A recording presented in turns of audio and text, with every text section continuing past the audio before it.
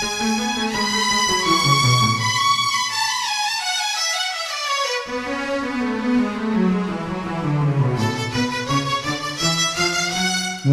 दोस्तों, नमस्कार। आइए, आप सभी का स्वागत है हमारे YouTube चैनल ज्ञान गंगा जीके में। दोस्तों, आप सभी से रिक्वेस्ट है, कृपया ज्यादा से ज्यादा शेयर कर दीजिए, कमेंट कर दीजिए और चैनल को सब्सक्राइब कर लीजिए। तो चलिए दोस्तों, हम देख रहे हैं इंडियन हिस्ट्री और इसके अंदर हमारा जो टॉपिक चल रहा है वो है सिंधु घाटी सभ्यता, इंडस वैली सिविलाइजेशन। इसके अंदर हमने पिछली क्लास के अंदर देखा था कि सिंधु घाटी सभ्यता का खोजा गया पहला स्थान हड़प्पा था। हड़प्पा के बाद में मुख्य स्थान खोजा गया था मोहनजोदड़ो। इसके अलावा हमने चहुंदड़ो और सुतकांगेडोर की भी चर्चा कर ली थी, जो भारत के अंदर स्थित नहीं थे, जो वर्तमान में पाकिस्तान के अंदर स्थित है। जब 1947 को भारत आजाद हुआ, उसी के साथ भारत और पाकिस्तान दो अलग अलग देश बने। भारत का विभाजन हुआ। विभाजन के समय जितने भी सभ्यता स्थल थे, खोजे गए थे, वो सभी के सभी पाकिस्तान के अंदर चले गए। दो छोटे मोटे स्थान रहे थे अपने भारत के अंदर, जिसमें एक तो आता है निहन कोटजा और एक गुजरात के अंदर छोटा सा स्थल और था।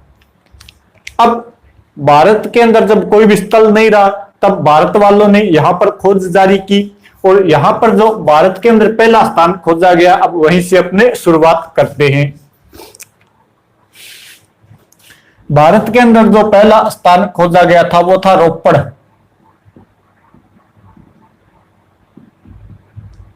सिंधु घाटी सभ्यता का भारत में या स्वतंत्रता प्राप्ति के बाद खोजा गया पहला स्थान कौन सा था? रोपड़। और स्थित कहां था? रूपनगर, पंजाब के अंदर।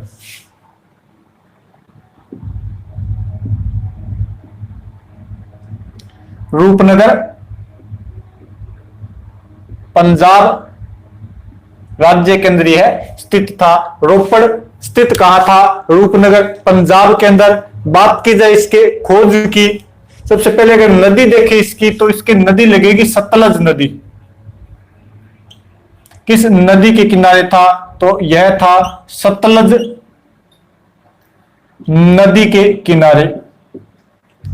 सतलज नदी के किनारे स्थित था। इसकी खास बात यह है कि स्वतंत्रता प्राप्ति के बाद, स्वतंत्रता प्राप्ति के बाद खोजा गया पहला स्थान,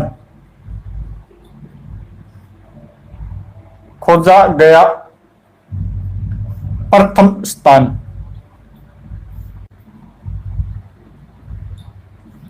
और स्वतंत्रता प्राप्ति के बाद पहला खोजा गया स्थान भी आपके रोपड़ है और इसका ही सबसे पहले उत्खनन शुरू हुआ था। इसकी अगर खोज की बात की जाए तो इसकी खोज की थी बीवी लाल ने। खोज की थी बीबी लाल ने, ब्रिजवासी लाल द्वारा इसकी खोज की गई थी। कब की गई? तो खोज की गई थी इसकी 1950 के अंदर।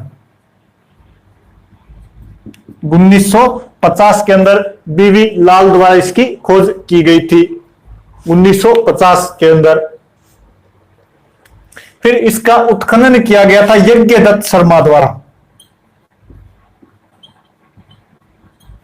उत्खनन, और इसका जो उत्खनन का कार्य किया था वो किया था यज्ञदत्त शर्मा।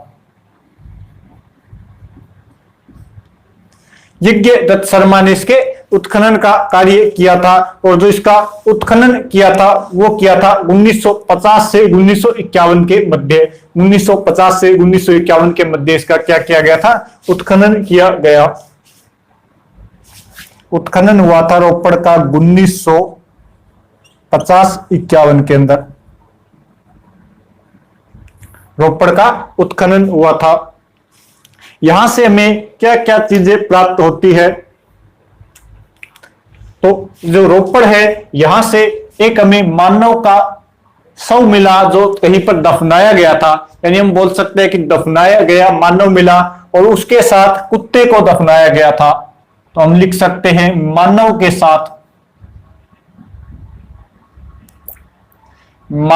साथ कुत्ते को दफनाया गया।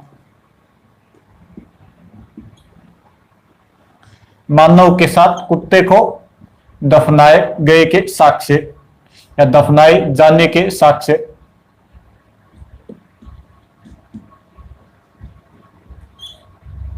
वो हमें कहां से प्राप्त होते हैं? रोपड़ पंजाब से, रूपनगर जिला रोपड़ पंजाब से हमें प्राप्त होते हैं। इसके अलावा अगर यहां पर देखें तो यहां से हमें ताम्र कुल्हाड़ी मिलती है, तांबे की कुल्हाड़ी।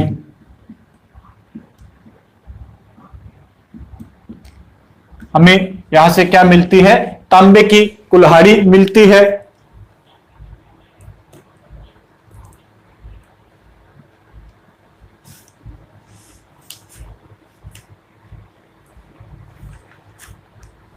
यहां से हमें तांबे की कुल्हाड़ी मिलती है। तो यह है रोपड़ रूपनगर पंजाब के अंदर स्थित सिंधु घाटी सभ्यता का एक स्थान।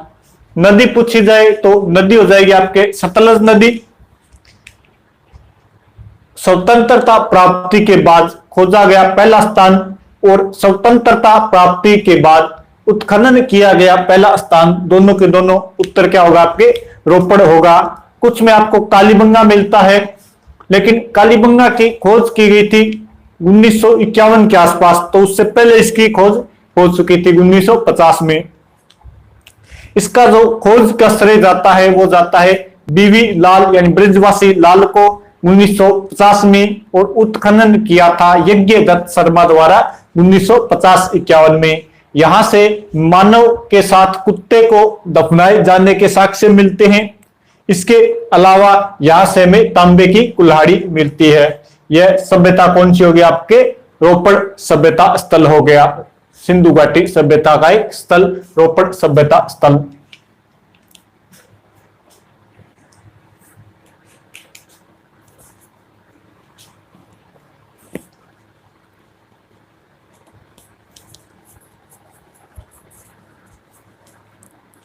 इसके बाद में नेक्स्ट है बनावली, जो हरियाणा से हमें प्राप्त होता है।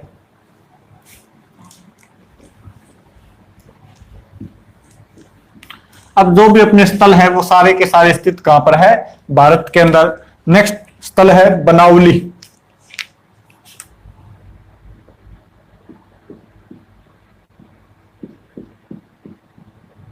या कुछ जगह से बनवाली भी लिखा होता है, तो बनावली या बनवाली स्थित कहां पर है? तो यह जो स्थल स्थित है यह है हिसार के अंदर या हरियाणा हिसार के अंदर। हिसार हरियाणा में यह स्थल स्थित है। बनवाली या बनावली कौन सी नदी के किनारे स्थित है? तो यह रंगाई नदी के किनारे स्थित है। नदी पूछी जाए तो वो हो जाएगी आपके रंगाई नदी। अगर रंगाई नदी आपको ऑप्शन में नहीं मिलती है तब आप वहां पर घग्गर या प्राचीन सरस्वती नदी भी कर सकते हो, अगर रंगाई आपके ऑप्शन में नहीं है। इसका जो खोज की गई थी वो की गई थी 1973 के अंदर। खोज की गई थी रविंदर सिंह बिष्ट द्वारा। रविंदर सिंह बिष्ट। और कब की गई थी? 1973 के अंदर। 1973 में इसकी खोज की गई थी रविंदर सिंह बिष्ट द्वारा। और यहां से हमें क्या क्या चीजें प्राप्त होती है? साक्ष्य अगर देखें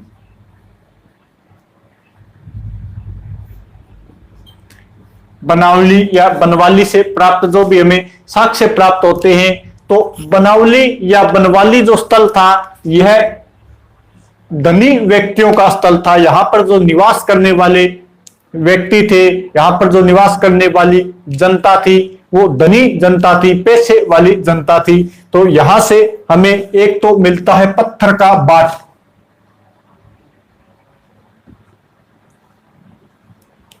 पत्थर का बाट। इसके अलावा हमें यहां से प्राप्त होता है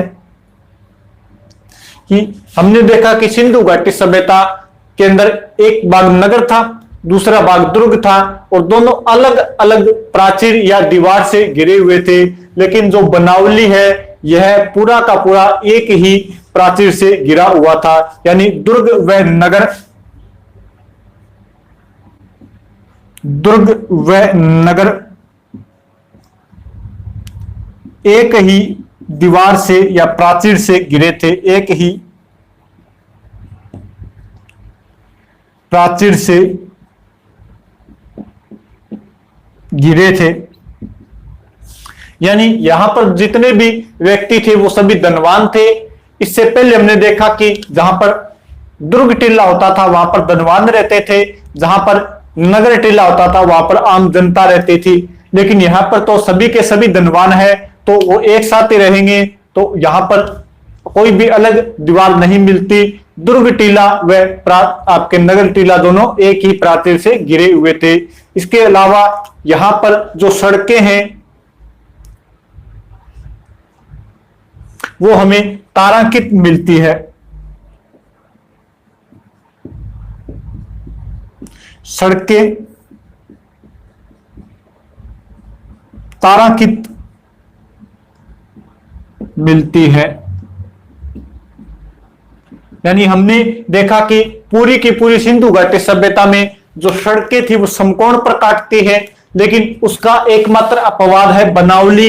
यानी बनावली के अंदर जो सड़कें हैं वो तारांकित है, यानी ऐसे क्रॉस के अंदर काटती है, आपके 90 डिग्री का कोण नहीं बनाती। वरना वहां पर सड़कें से पूरे 90 डिग्री का कोण बना रही थी, लेकिन यहां पर क्रॉस के अंदर है, या आप बोल सकते हो कि यहां पर पूरा 90 डिग्री का कोण नहीं बनाती, तारांकित सड़कें हैं। यह समृद्ध लोगों का शहर था।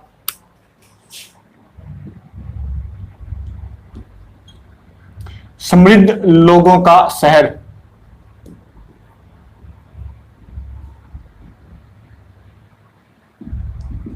हमें यहां से मिलता है दावन पात्र।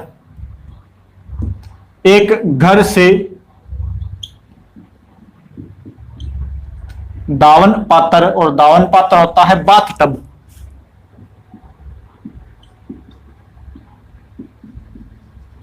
हमें एक घर से दावन पात्र मिलता है, यानी एक घर से हमें क्या मिलता है, बाथ टब मिलता है। और बाथ टब यानी दावन पात्र मिलने का साक्ष्य है कि यहाँ के जो व्यक्ति थे वो क्या थे, धनवान प्रवृत्ति के थे। इसके अलावा हमें यहाँ से वॉश बेसिन भी मिलता है कई घरों के अंदर, और जो अन्य चीजें मिलती है उसमें है सोने की पॉलिश वाले बर्तन।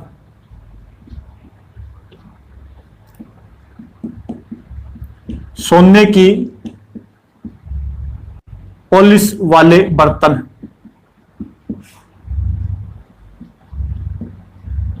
कुछ बर्तन मिले हैं जिसके ऊपर हमें सोने की पॉलिश की गई मिली है, तो वो भी किनके घरों में मिलेंगे, जहां पर ज्यादा पैसे होंगे वहीं पर मिलेंगे। तो इससे अनुमान लगाया जाता है कि बनवाली या बनावली क्या था, एक समृद्ध लोगों का शहर था। इसके अलावा यहां से हमें घरों के सामने चबूतरे मिले हैं।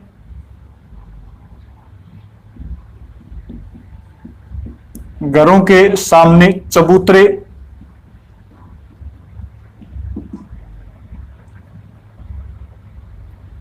भवनों में मिट्टी का लेप किया गया था। भवनों में मिट्टी का लेप, और यहां से हमें जो एक महत्वपूर्ण चीज मिलती है वो है मिट्टी का हल।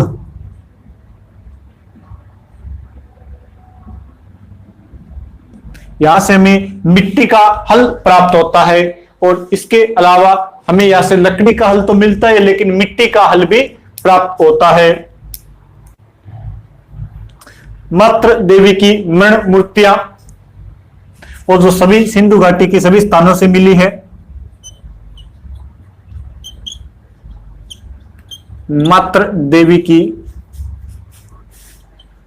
मृण मूर्तियां, यानी मात्र देवी की मिट्टी की मूर्तियां मिली है। इसके अलावा हमें यहां से मिलते हैं मृद भांड,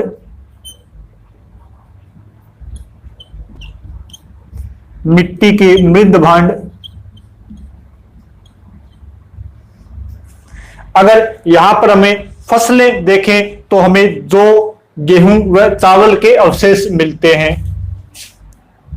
यहां से हमें जो गेहूं व चावल के अवशेष मिलते हैं, जो गेहूं व चावल के अवशेष हमें कहां से मिलते हैं, वो आपके बनवाली से हमें प्राप्त होते हैं।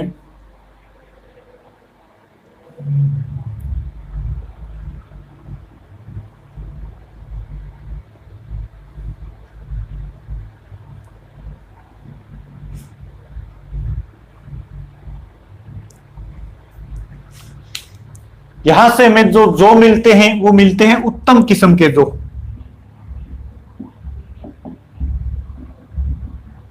उत्तम किस्म के जो मिलते हैं। इसके अलावा यहां से हमें सरसों के साक्ष्य भी मिलते हैं। यहां से हमें कुओं के साक्ष्य मिलते हैं। यहां से क्या मिला है, एक कुआं,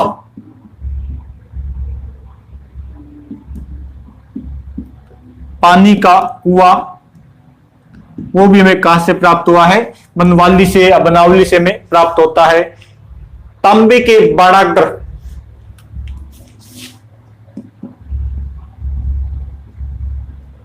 तांबे के अग्र बाण, बाण का जो आगे वाला नुकीला हिस्सा होता है वो हमें यहां से प्राप्त होता है।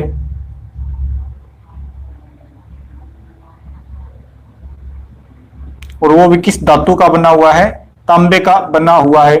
बाणागर या अगर बाण मिलते हैं तांबे के। यहां से क्या नहीं मिलता, तो वो यहां से हमें नालियों के अवशेष नहीं मिलते। ये थोड़ा ध्यान कर लेना, अलग है। यहां से हमें नालियों के अवशेष नहीं मिलते।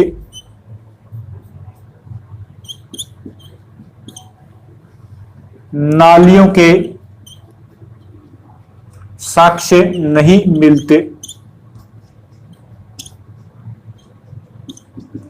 बनावली से हमें बाकी सभी चीजें मिलती है, लेकिन यहां से हमें नालियों के साक्ष्य नहीं मिलते। तिल की खेती के साक्ष्य, सरसों की खेती के साक्ष्य, वो भी हमें बनावली से प्राप्त होते हैं। जहां पर हमें उत्तम किस्म के जो मिलते हैं, गेहूं व चावल के साक्ष्य भी यहां से हमें प्राप्त होते हैं। इसके अलावा बनावली रंगाई नदी के तट पर स्थित था। इसका जो उत्खनन किया था और खोज की थी वो की थी रविंद्र सिंह बिष्ट ने 1973 के अंदर। यह जो स्थल है, यहां से हमें क्या क्या मिलता है, तो पत्थर का बाट मिलता है। यहां पर जो सड़कें मिली है वो मिली है तारांकित। इसके अलावा ये एक अपवाद है, तारांकित सड़कें और आपके नालियों के साक्ष्य नहीं मिलते। और दुर्ग व प्राचीर एक ही नगर से घिरे हुए थे। ये तीनों के तीनों क्या है, अपवाद है, क्योंकि सिंधु घाटी सभ्यता में बाकी ऐसी जगह कहीं पर नहीं मिलती। जो गेहूं, चावल, सरसों व तिल के साक्ष्य मिलते हैं, जिनमें जो उत्तम किस्म के जो मिलते हैं। समृद्ध लोगों का शहर था। यहां से हमें एक घर में दावन पात्र यानी बाथ टब, वॉश बेसिन, सोने की पॉलिश किए हुए कुछ बर्तन मिले हैं। घरों के सामने चबूतरे बने हुए थे। कुछ घरों में पानी के कुएं मिले हैं। तांबे के बाणाग्र मिले हैं। भवनों में मिट्टी का लेप किया जाता था। और यहां से हमें मिट्टी का हल, मिट्टी के मृद भांड व मातृ देवी की मूर्ति भी प्राप्त होती है। यह है आपके बनावली या बनवाली, जो आप स्क्रीनशॉट ले सकते हो।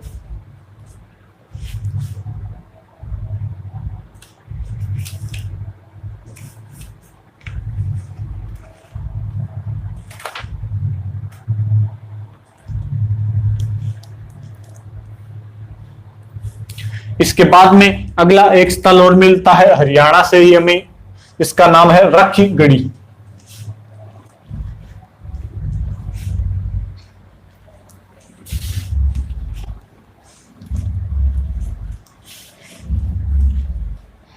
अगला जो स्थल है वो भी हमें हरियाणा से मिलेगा, राखी गढ़ी।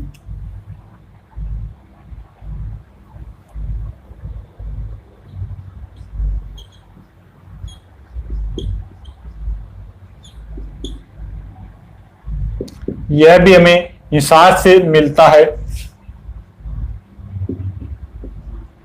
हिसार हरियाणा। किस नदी के किनारे स्थित है? तो यह प्राचीन सरस्वती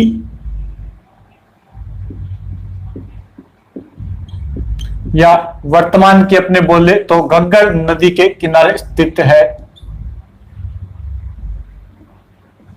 राखी गढ़ी प्राचीन सरस्वती या वर्तमान की घग्गर नदी के किनारे स्थित है। इसकी जो खोज की थी वो की थी रफीक मुगल द्वारा। इसकी खोज की थी रफीक मुगल ने। और इसके बाद में इनके ही साथ थे सूरजभान, जिन्होंने 1969 के अंदर इसकी खोज की थी, उत्खनन व खोज। तो इसका उत्खनन किया था 1969 के अंदर डॉक्टर सूरजभान। और इनके अलावा इसका उत्खनन किया था 1997 से 99 के मध्य अमरेंद्र नाथ ने।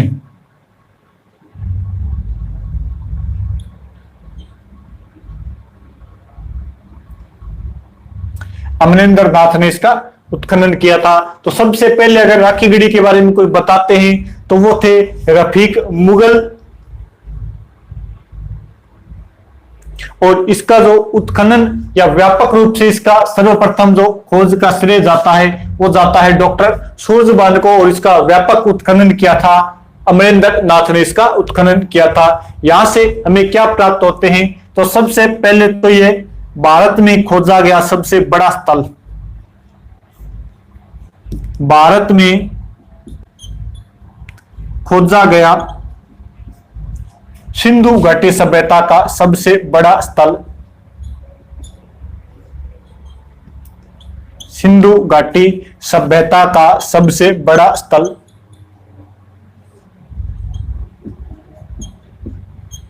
सबसे बड़ा स्थल वो भी आपके कौन सा था? राखी गढ़ी सबसे बड़ा स्थल है। इसके अलावा इस यहां से हमें क्या प्राप्त होते हैं? यहां से हमें बिना लेख वाली मोहरें प्राप्त होती है, बिना लेख वाली मोहरें।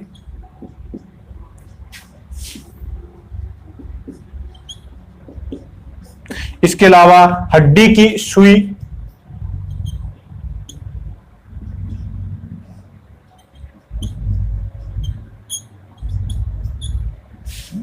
हड्डी की सुई भी हमें राखी गढ़ी से प्राप्त होती है। मातृ देवी की मूर्ति, मातृ देवी की मूर्ति। इसके अलावा मातृ देवी अंकित मुद्रा, मातृ देवी अंकित मुद्रा भी हमें कहां से प्राप्त होती है? राखी गढ़ी से प्राप्त होती है, जिसके ऊपर मातृ देवी का चित्र बनाया गया है।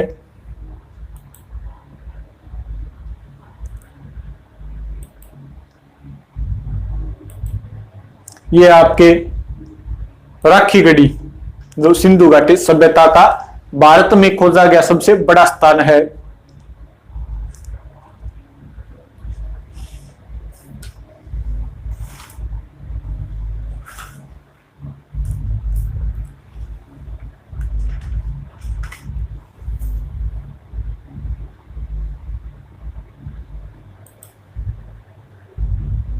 इसके बाद में अगले स्थल पर जाते हैं जिसका नाम है लोथल। अगला स्थल है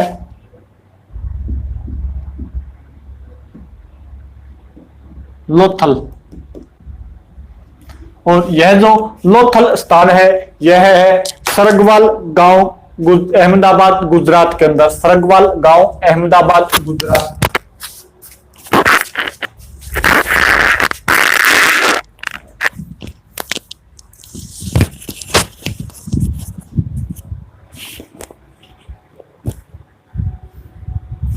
सरगवाल गांव, अहमदाबाद गुजरात के अंदर यह स्थित है।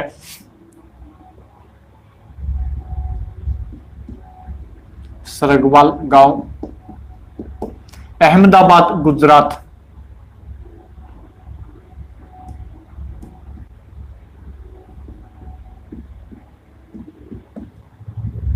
सरगवाल गांव, अहमदाबाद गुजरात में यह स्थित है। किस नदी के किनारे स्थित है? तो यह भोगवा नदी के किनारे स्थित है। नदी पूछी जाए तो यह है भोगवा नदी के किनारे।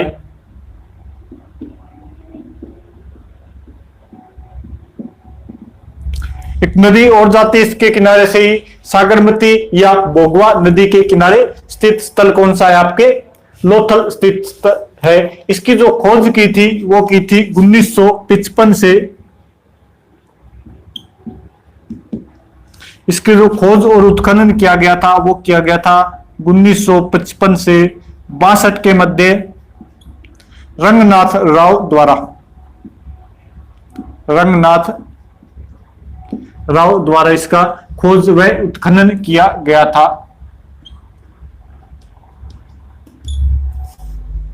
इसका जो खोज व उत्खनन किया गया था रंगनाथ राव द्वारा 1955 से 62 के मध्य। और लोथल से हमें क्या क्या चीजें प्राप्त होती है, यहां के हम साक्ष्य देखें। उसके अंदर हमें मिलता है डॉकयार्ड या बंदरगाह।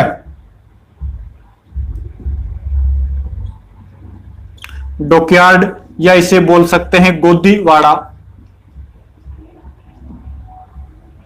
डॉकयार्ड या गोदीवाड़ा यहां से प्राप्त होता है। डॉकयार्ड या गोदीवाड़ा क्या होता है कि कोई भी नदी है, नदी के पास ये स्थित था भोगवा नदी होगी, और भोगवा नदी के अंदर जो यहां से नाव के व्यापार होता था, उन नावों को ठहरने के लिए नदी से अलग एक जगह बनाई जाती थी। उसके अंदर सभी नावें आ जाती थी। बाद में यहां से पानी वापस निकाल दिया जाता था और वो नावें जमीन के ऊपर टिक जाती थी या रखी जाती थी। बाद में जब नावों को यहां से ले जाना होता तो इसके अंदर दोबारा पानी भरते और बाद में ये नावें वापस ऊपर उठती और वापस ये पानी के अंदर चली जाती। ये तो ये की चीज क्या कहलाती है? आपके डॉकयार्ड। अगर साधारण भाषा में समझे तो ये क्या था? बंदरगाह।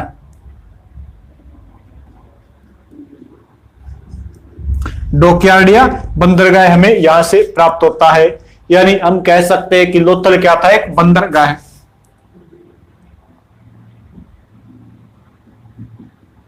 लोथल एक बंदरगाह था। इसके अलावा हमें यहां से क्या क्या प्राप्त होते हैं? लोथल से हमें प्राप्त होते हैं चावल के अवशेष। यहां से हमें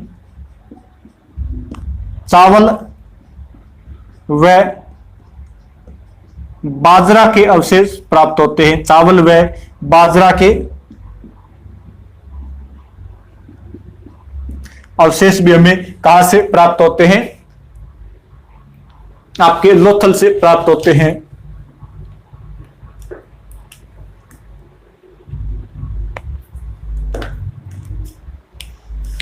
और देखा जाए कि लोथल से क्या प्राप्त होता है, तो जो रंगनाथ राव है इन्होंने लोथल को लघु हड़प्पा कहा। रंगनाथ राव ने लोथल को क्या कहा था? लघु हड़प्पा।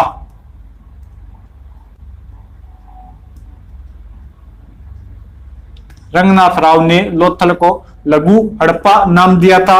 यहां से हमें नेवले की पत्थर की मूर्ति प्राप्त होती है।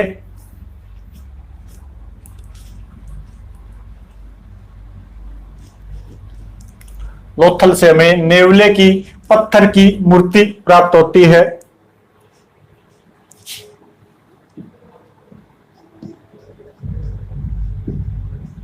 नेवले की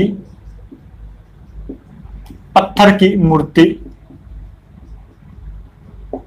इसके अलावा समुद्री देवी सिकोद्री माता की, समुद्री देवी सिकोद्री माता की मूर्ति। एक तो हमें यहां से नेवले की मूर्ति प्राप्त होती है, इसके अलावा यहां से हमें एक महिला की मूर्ति मिली है। तो इतिहासकारों ने कहा भी ये कौन, तो ये समुद्र की देवी है सिकोद्री देवी, उनकी यहां से हमें मूर्ति प्राप्त होती है। इसके अलावा अगर और देखें तो बताया जाता है कि इसका जो संबंध था, लोथल का संबंध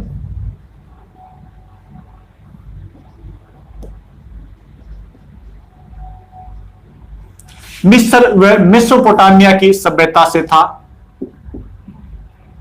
मिस्र व मेसोपोटामिया, मिस्र व मेसोपोटामिया सभ्यता से था। लोथल का संबंध मिस्र व मेसोपोटामिया की सभ्यता से था, क्योंकि मिस्र की या फारस की हमें यहां से क्या मिलती है, मोहर, और मेसोपोटामिया की यहां से हमें क्या मिलती है, मम्मी, और एक मिलती है गोरिल्ले की मृण मूर्ति।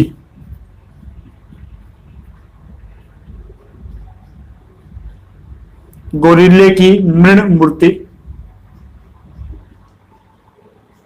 अब ये मम्मी वगैरह जो भी बनाई जाती थी, ये मेसोपोटामिया में या मिस्र में बनाई जाती थी। मेसोपोटामिया और मिस्र की यहां से मोहरें मिलती है, और एक हमें यहां से गोरिल्ले की मूर्ति मिलती है, मृण मूर्ति है, जो कहां पर बनाई जाती थी, आपके मिस्र व मेसोपोटामिया में बनाई जाती थी।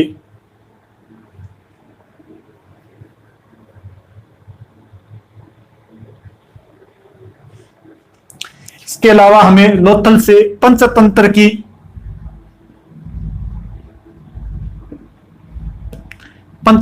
की लोमड़ी का चित्र मिला है। पंचतंत्र की लोमड़ी का चित्र। पंचतंत्र बाद में लिखा गया था, फिर भी जो चित्र मिला है लोमड़ी का वो किससे मैच कर रहा है, अपने पंचतंत्र वाली लोमड़ी से मैच कर रहा है। यहां से हमें कालीबंगा की भांति अग्नि वेदिका मिलती है।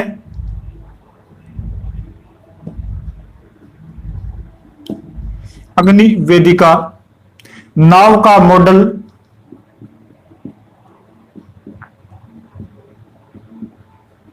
यहां पर बंदरगाह था तो नाव आती जाती थी, तो यहां से हमें नाव का मॉडल भी मिलता है। हाथी के अवशेष मिलते हैं।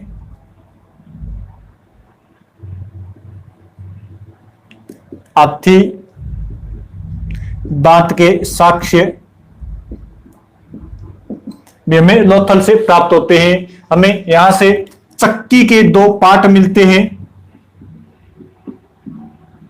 चक्की के 2 पार्ट, पत्थर की जो चक्की होती है आटा पीसने वाली, उसके यहां से हमें 2 पार्ट मिलते हैं। और जो सबसे महत्वपूर्ण बात है यहाँ की, वो ये है कि यहां पर जो घरों के दरवाजे थे वो मुख्य सड़क पर खुलते हैं।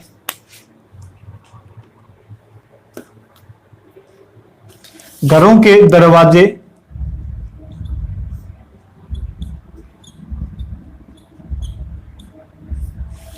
मुख्य सड़क पर खुलते थे।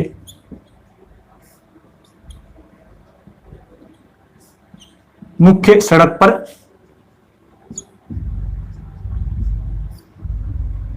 खुलते थे।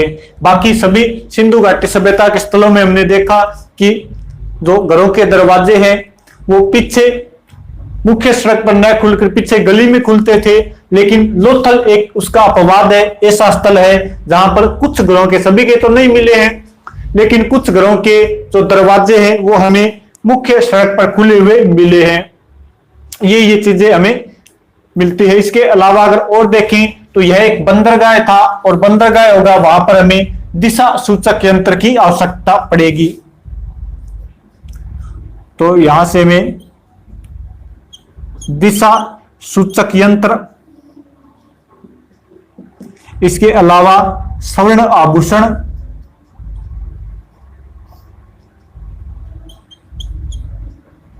और पैमाना भी मिलता है। हाथी दांत का पैमाना मिलता है हमें, पैमाना यानी स्केल, फुट्टा, वो भी हमें यहां से प्राप्त होता है। तो ये कुछ चीजें हैं जो हमें साक्ष्य के रूप में मोहन या आपके लोथल से प्राप्त होती है। तो लोथल किस नदी के किनारे स्थित है? भोगवा नदी के किनारे उत्खनन व इसका जो खोज की थी वो की थी रंगनाथ राव ने। इन्होंने इसे लघु हड़प्पा कहा। यहां से में डॉकयार्ड यानी बंदरगाह के साक्ष्य मिलते हैं। यह एक औद्योगिक नगर था। यह कैसा नगर था? एक औद्योगिक नगर था। और इसके अलावा हमें यहां से मनके बनाने के कारखाने भी मिलते हैं। औद्योगिक नगर था और मनके बनाने के कारखाने बड़े स्तर पर मिलते हैं। मनके बनाने के कारखाने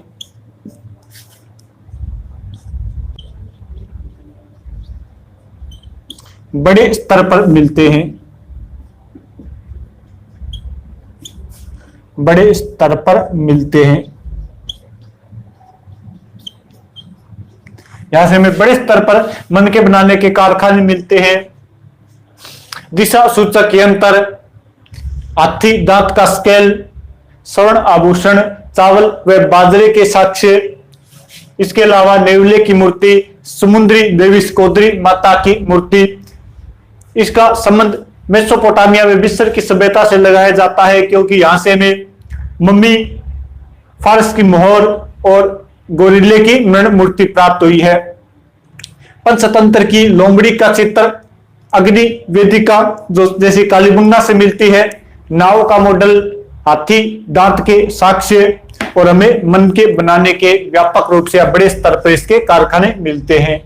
चक्की के पार्ट, और यह क्या था? एक बंदरगाह था। लोथल क्या था? एक बंदरगाह था। तो ये चीजें हमें आपके लोथल से प्राप्त होती है। कृपया स्क्रीनशॉट ले लीजिए।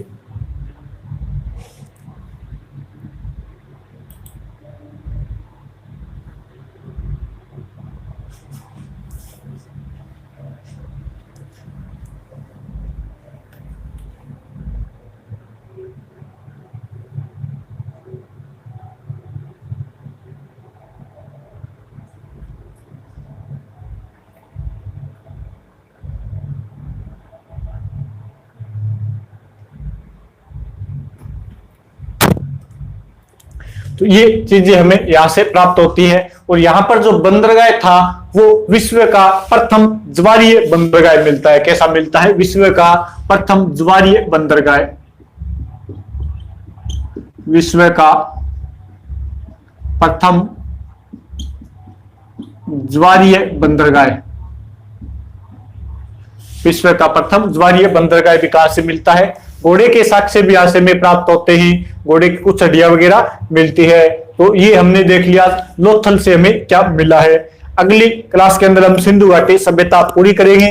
तो आप सभी से रिक्वेस्ट है, कृपया ज्यादा से ज्यादा शेयर कर दीजिए, कमेंट कर दीजिए और हमारे चैनल ज्ञान गंगा जीके को सब्सक्राइब कर लीजिए।